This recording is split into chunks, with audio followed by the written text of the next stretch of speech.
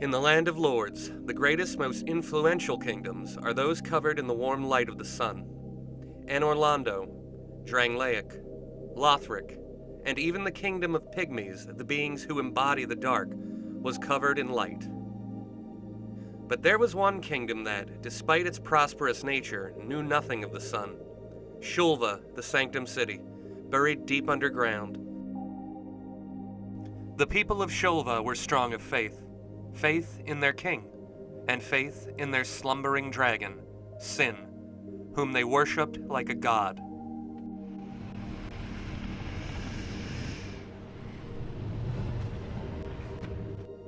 But, as is always the case, the king had a dear queen.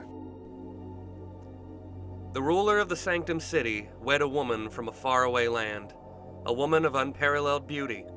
Her name was Elana, and it was she who formed the order of priestesses whose duty it was to sing to the slumbering dragon. These women were taught personally by Elana, learning to sing beautifully and also becoming powerful clerics in their own right. Elana passing on her knowledge of hexes to them. In Shulva, miracles were freely taught to all that would strengthen their faith. And due to Shulva not worshipping the sun, hexes were not forbidden, nor even frowned upon. How could they be, so long as they came from a place of faith?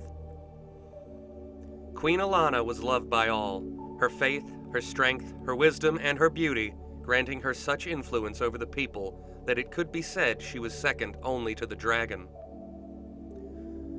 Alas, the people's love of their queen was misplaced, for she was a deceiver. Elana was, of course, one of the children of Dark, born of the second largest shard of Manus' soul, that of his wrath.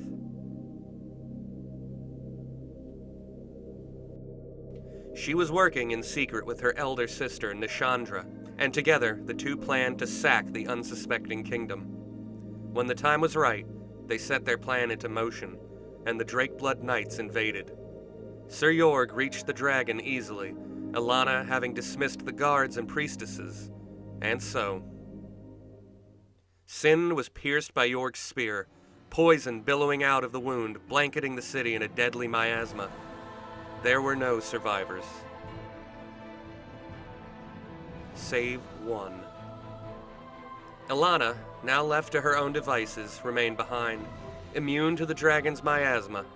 Left to toil for decades, she used her aberrant magic to do the same thing as all those blinded by ambition: create dragons.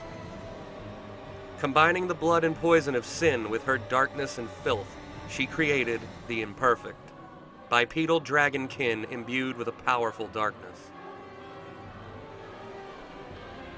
This was not all, however, for she also continued to sing to the dragon, who still slumbers close to her at times. Ultimately, Elana wished to raise an army of her imperfect abominations, and once she had Sinh fully beguiled, have the ancient dragon lead them to the surface to annihilate those above as vengeance for the death of her father. This act she refers to as the mire, for with the dragon and her servants, she would well and truly mire the world in her anger and her vengeance. But one day, the truest object of her wrath paid her a visit. You. The woman who, unbeknownst to Elana, slew her father Manus.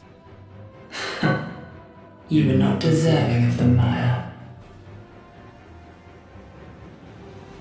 Forever you shall rot.